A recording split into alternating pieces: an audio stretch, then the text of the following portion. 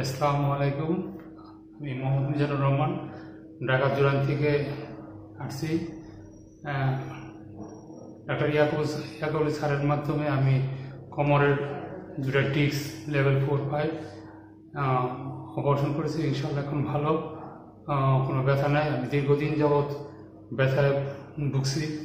প্রায় 10 বছর ধরে আমি ব্যথায় বিভিন্ন ডাক্তার দেখাইছি, বিভিন্ন ওষুধ খাইছি।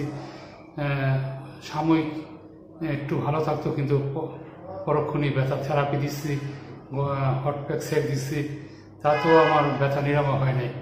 তা আলহামদুলিল্লাহ এখানে আসাতে আজকে 7 দিন, আর কি 7 দিন। প্রথম দিন অপারেশন করছি বুধবার, তারপরে আবার দ্বিতীয় অপারেশন হচ্ছে শুক্রবার।